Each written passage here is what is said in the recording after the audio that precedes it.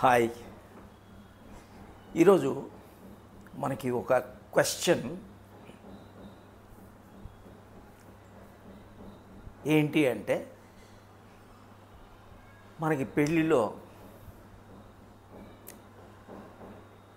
ఎన్నో బెనిఫిట్స్ ఉన్నప్పటికి కూడా ఈ సఫరింగు మెజరీలు వస్తున్నాయి. ఇది ఇంకో క్వశ్చన్ కూడా ఇలాంటిదే వచ్చింది. ఏంటి ఆ క్వశ్చన్ అంటే,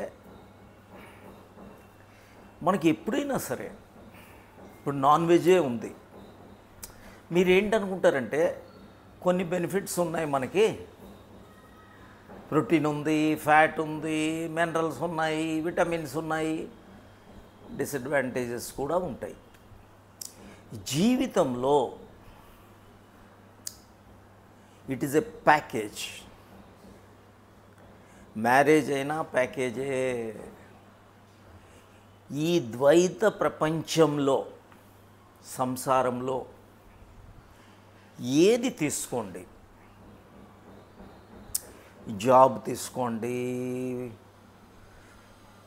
ఫ్యామిలీ తీసుకోండి, మ్యారేజ్ తీసుకోండి, ఫుడ్ వెజ్ నాన్ వెజ్ ఇలాంటివి తీసుకోండి, ఇవన్నిట్లో కూడా మనకి ఒక్కటి మాత్రం తప్పదు, డ్యుయాలిటీ.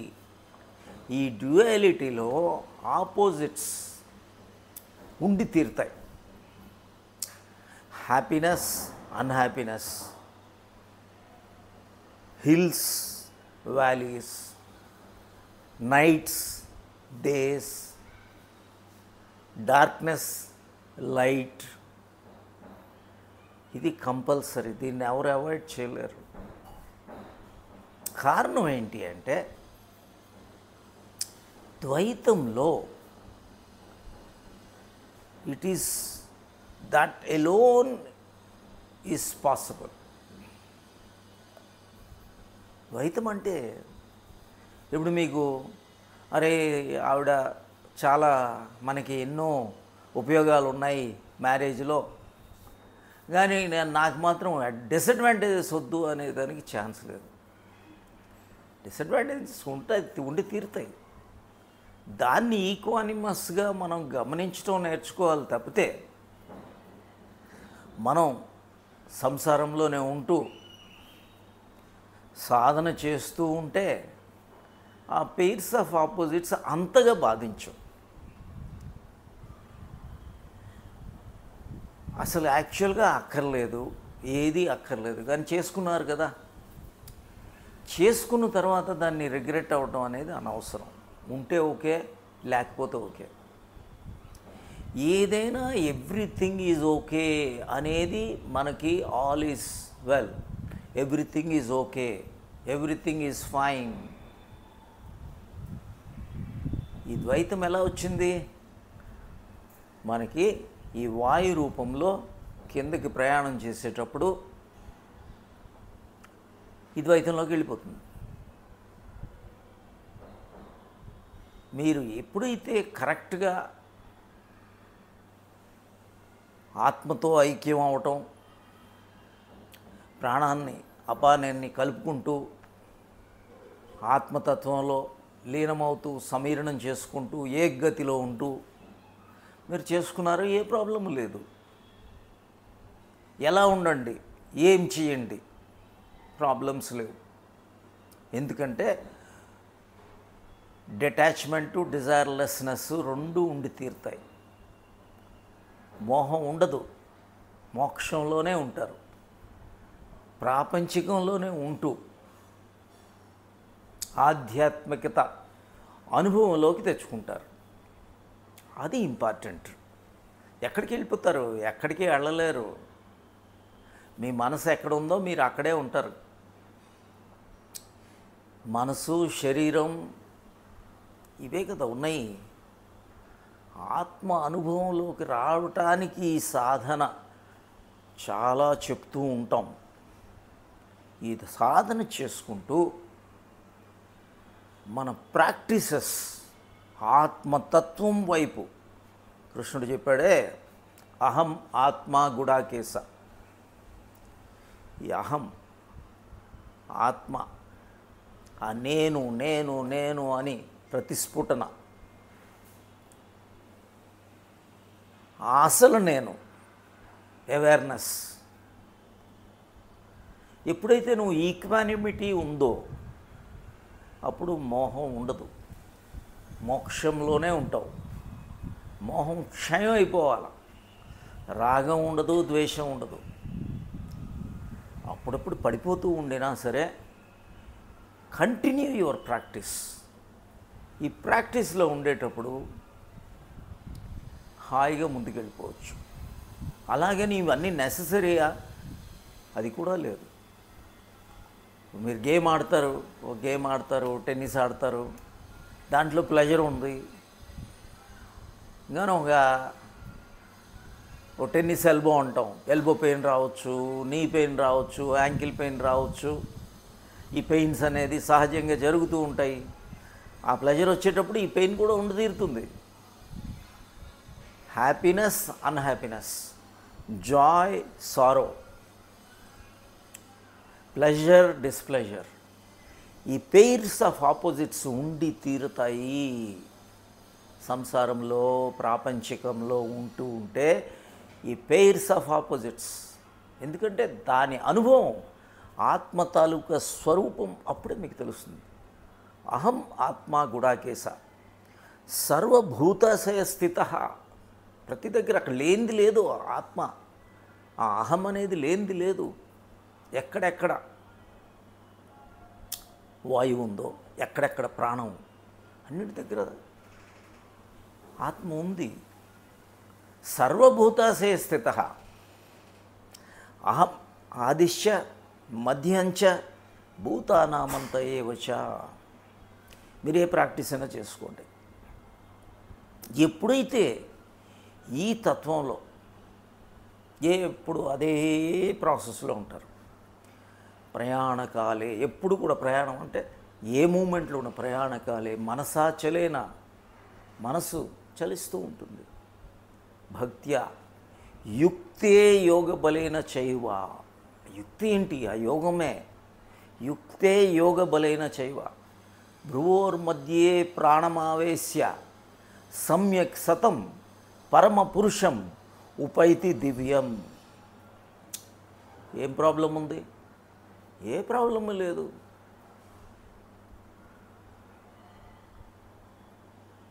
ఎప్పుడు మీరు ఇది చేసుకునేటప్పుడు ఎక్కువగా బాధించదు. చూడండి, అలాగే సర్వద్వారాన్ని సంయమ్య. ఈ ద్వారాలన్నీ సంయమనం చేసుకున్నారు, ఈక్వానిమిటీ పెంచుకున్నారు. సర్వద్వారాన్ని సంయమ్య. కళ్ళు, ముక్కు, చెవి, నోరు, చర్మం, ఈ నవరంధ్రాలు అన్నీ కూడా సంయమం. సర్వద్వారాన్ని సంయమ్య మనోహృది నిరుద్యచ. మనస్సుని, హృదయాన్ని మూర్ధ్యాధాయాత్మన. మూర్ధ్య అంటే హెడ్, ధాయాత్మన అక్కడికి తీసుకెళ్ళారు ప్రాణాన్ని. ప్రాణమాస్థితో యోగధారణం. ఎంత క్లియర్గా ఉందో చెప్పండి. ఫ్యామిలీ వద్దని కాదు, గేమ్ వద్దని కాదు, ఏదీ లేదు. Any pair of opposites, don't worry about it. ఉన్నది ఆల్రెడీ జరిగిపోయింది, అబ్సల్యూట్లీ ఫైన్. జరగలేదు, మీ పూర్వకర్మలు పెట్టి మనకి ఈ జన్మ, మనుషులు, ఈ సంసారం, మనకు వచ్చే సరౌండింగ్సు, యాంబియన్సు దొరుకుతాయి. ఎప్పుడు ఇదే తత్వంలో ఉండాలి. ఓం ఇతి ఏకాక్షరం బ్రహ్మ. ఈ ఓమే ప్రణవం, తస్య వాచక ప్రణవ. ఓం ఇతి ఏకాక్షరం బ్రహ్మ వ్యాహరన్ మాం అనుస్మరన్. ఎప్పుడు ఇదే దీంట్లో ఉండాలి. వ్యాహరన్ మాం అనుస్మరన్ యః ప్రయాతి త్యజన్ దేహం సయాతి పరమాంగితం. ఈ తత్వంలో ఉన్నారు, ప్రణవం చేసుకున్నారు. ఏ పనిలో ఉండినా అపానాన్ని తీసుకెళ్ళి ప్రాణంతో కలుపుతున్నారు, ఆత్మతత్వంలో ఉంటున్నారు. Don't worry about anything, everything can be there, but you are detached, you are desireless. Desirelessness లేదు, డిజైర్లెస్నెస్లో ఉంటారు, హోలీ ఇండిఫరెన్స్లో ఉంటారు. ఏముంది, దాన్ని అంటుకుంటేనే కదా అది మనకి. శరీరంతో అంటుకుంటే ప్రాబ్లం, మనసుతో అంటుకుంటే ప్రాబ్లం. మనసు నేను అనేది మీకు అనుభవపూర్వకంగా నేను ఆత్మను, ఈ ప్రణవమే దైవము అని మనకి ఎప్పుడైతే తెలిసిపోతుందో ఏమవుతుంది? ఈ ప్రాపంచికం కూడా దేవుడే అనుభవిస్తున్నాడు, ఈశ్వరుడే ఈ శరీరం ద్వారా అనుభవిస్తున్నాడు. మనం దాన్ని సంపూర్ణంగా గ్రహించాలి. దేహో దేవాలయం ఇతి ప్రోక్తః సజీవ కేవల శివ తజేదజ్ఞాన నిర్మాల్యం సోహం భావేన పూజేత్. ఈ సోహం చేసుకోండి. సోహం సోహం సోహం రా రా రా, అదే ప్రణవం, అదే సోహం, అదే శివోహం. It is as simple as that. ఇదే లయయోగం. లయం అయిపోతే ఎవరు మిమ్మల్ని బాధించగలరు? ఏ సంసారం మనల్ని టచ్ చేయగలదు? ఒకటి జరిగింది, సీరియస్ ప్రాక్టీసెస్లోకి న్యాచురల్గా వెళ్ళిపోయారు, అబ్సల్యూట్లీ ఫైన్, అది కూడా యాక్సెప్ట్ చేయండి. ఏది జరిగినా సరే మనం కిందకి, ఈ వాయువు రూపంలో కిందకు వచ్చి ఈ నవరంధ్రాలు, ఈ పురంలోకి వెళ్ళాలి. ఈ నవరంధ్రాలే పురం. ఆ పురంలోకి వెళ్ళేవాడే పురుషుడు. కిందకి రావటమే. ఇక్కడ స్త్రీ పురుష అంటే మేల్ ఫీమేల్ కాదు. కిందకు వచ్చారా, సత్వతమో రజోగుణాలతో కిందకు వచ్చారా, అదే స్త్రీ. ఇక్కడ ఏంటి అంటే జీవ ఈజ్ ఎలోన్ దేర్. అది ఫీమేలా మేలా అని కాదు, దే ఆర్ ఆల్ ఓన్లీ జీవ. When you go up it is పురం, పురుష. కిందకు వచ్చింది వాయువు, స్త్రీ. అది మేలా ఫీమేలా జెండర్తో సంబంధం లేదు. సో ఈ విధంగా మనం ముందుకు వెళ్ళేటప్పుడు everything is fine. No pairs of opposites can harm you or hurt you. మీరు ఫుడ్డా? ఏం ఫుడ్డు? మీ ప్రాణమే మీ ఫుడ్డు. అపరే నియతాహార ప్రాణాన్ ప్రాణేషు జుహ్వతి అప్యేతి యజ్ఞ విధో. ఇదే యజ్ఞం. మనం యజ్ఞం అంటే యజ్ఞకుండలు అవన్నీ ఆ పంచతత్వాలు వేయటం కాదు. యజ్ఞ క్షపిత కల్మష. మన కల్మషాలన్నీ మనం బర్న్ చేసుకోవాలి. మన పాపాలు అన్నీ బర్న్ చేసుకోవాలి. అప్పుడు మీకు ఏ సంస్కారం, ఏ కర్మ కూడా మిమ్మల్ని అంటదు. సో ఈ విధంగా చేసుకోండి.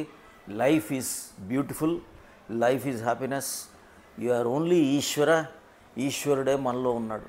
ఈశ్వర సర్వభూతానాం హృద్దేశార్జున తిష్టతి భ్రామయాన్ సర్వభూతాని యంత్రారూఢాని మాయయ. మనం మాయలో చిక్కుకుంటున్నాం. ఈ మాయలో మనం ఎందుకు చిక్కున్నాం? ఎవరు చిక్కున్నారు? మన మనస్సే. మన శరీరం అనుకొని, మనస్సు అనుకొని కిందకి వెళ్ళిపోయి అది మర్చిపోయి ఏది నీరో, ఏది నీవు, అసలు నీవుని మర్చిపోయి ఈ నేను, ఆ లోయర్ నేనుని పట్టుకొని మనం వెళ్ళిపోతున్నాం, అగాధంలోకి వెళ్ళిపోతున్నాం. జన్మలు, జర, వ్యాధి, మృత్యు ఇవన్నీ రిపీట్ అవుతున్నాయి. కర్మలు ఇవన్నీ వచ్చిన తర్వాత సఫరింగ్ అండ్ మిజరీ ఉంటుంది. మీరు చేసే పని మీద లేదు మీ సఫరింగ్ అండ్ మిజరీ. ఎలాంటి యాక్షన్స్ చేస్తున్నారో ఇలాంటివి చేసేటప్పుడు మీరు యు ఆర్ ఇన్ పర్ఫెక్ట్ మోక్ష. దట్ ఈజ్ అది మనం చేయాల్సింది. మీరు ఎలా ఉండండి, ఇది చేసుకోండి. అప్పుడు మీరు సమాధిలోకి వెళ్తారు. అదే ధ్యానం, అదే సమాధి, అదే పరావస్థ, అదే సెల్ఫ్ రియలైజేషన్, అదే సెల్ఫ్ డిస్కవరీ. ఆత్మ సాక్షాత్కారం అది. ఆత్మ సాక్షి అయిపోతుంది. This all. So I wish you all the best. God bless you. Please subscribe the channel and enjoy, like this channel,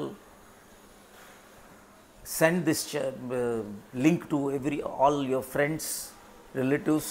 ఎందుకంటే మనం బెనిఫిట్ అయితే అందరూ బెనిఫిట్ అవ్వాలి. ఈ సత్యం తెలుసుకొని మనలోని మన రూపమే అది అంతా, ఉన్నది ఒక్క ఈశ్వరుడే. ఇక్కడ నువ్వు లేవు, నేను లేను. మనం ఏది కాదో దానితో అటాచ్ అయిపోయి నేను ఇది ఆ చిన్న స్మాలర్ అయితో మనం వెళ్ళిపోయాం. అసలు నేనని పట్టుకుంటే మొత్తం సంపూర్ణంగా బాగుంటుంది. God bless you and wish you all the best. Thank you.